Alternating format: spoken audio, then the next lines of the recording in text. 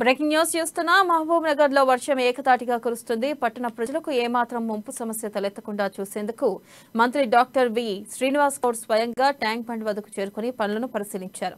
ఇక పురపాలక నీటిపారుదల శాఖ అధికారులను సిబ్బందిని ట్యాంక్ బండ్ వద్దకు పిలిపించి వర్షపు నీరు లోతట్టు ప్రాంతాలకు వెళ్లకుండా చెరువుల్లోకి మళ్లించేందుకు ఇసుక బస్తాలను అడ్డం వేయించారు.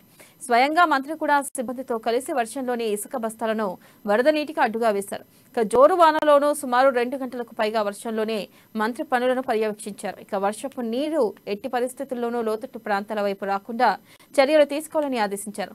మంత్రి వెంట జిల్లా collector Ravinayak, SP Narasimha, additional collector Venkatesh Dhotre మంత్రి వెంట ఉన్నారు. ఇక జిల్లాలో భారీ వర్షం కారణంగా లోతట్టు ప్రాంతాలు జలమయమయ్యాయి. దీనిపై మరింత సమాచారాన్ని మా ప్రతినిధి ప్రదీప్ అందిస్తారు.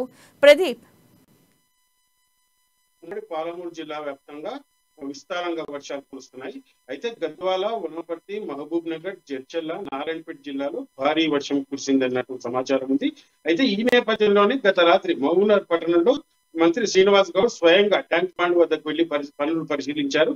అయితే లోతట్టు ప్రాంతాలు రామాయగోడి మరియు వేపూరిగేరి, కుమ్మరివాడి తదితర ప్రాంతాలకు వర్షపు నీరు చేరకుండా నాలాలు క్లియర్ చేసేందుకు తానే స్వయంగా పూనుకున్నారు.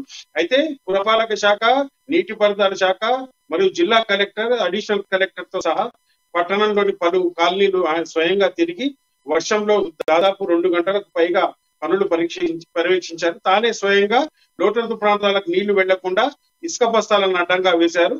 అయితే ఈ సందర్భంలో జిల్లా కలెక్టర్ ఆదేశాలు జారీ చేశారు. ఏదైతే పట్టణంలో మరిన్ని లోతట్టు ప్రాంతాల ప్రజలను అప్రమత్తం చేసి అక్కడి కాలనీల్లో ఇళ్లలోకి నీరు చేరకుండా చర్యలు తీసుకోవాలంటూ కూడా అధికారులను ఆదేశించారు.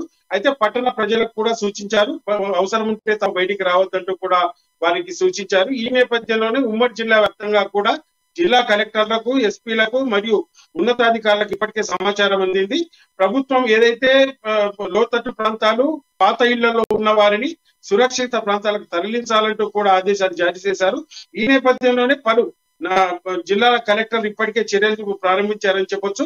అయితే ప్రధానంగా వనపర్తి, గద్వాల, తర్వాత నారాయణపేట, జడ్చర్ల పలు ప్రాంతాల్లో రోడ్లన్నీ జలమయమయ్యాయి. అయితే వాహనదారులు బయటికి వెళ్ళలేని పరిస్థితి నెలకొంది. అయితే గత అర్ధరాత్రి నుంచి వర్షం కొంత ఉపశమనం ఇచ్చినా కానీ మరో రాబోయే 3-4 రోజుల్లో భారీ నుంచి అతి భారీ వర్షాలు పడే అవకాశం ఉందంటూ కూడా వాతావరణ శాఖ అధికారులు తెలిపారు. ఈ నేపథ్యంలోనే రోడ్లన్నీ గుంతలమయంగా మారాయి. కొన్ని ప్రాంతాల్లో రాకపోకలకు ఇబ్బంది కలిగింది. అయితే ఎక్కడికక్కడ అధికారులు ఎప్పటికప్పుడు పనులను పర్యవేక్షిస్తూ ఎప్పటికప్పుడు ప్రజలను అప్రమత్తం చేస్తూ ఉన్నారు. Right Pradeep, thank you.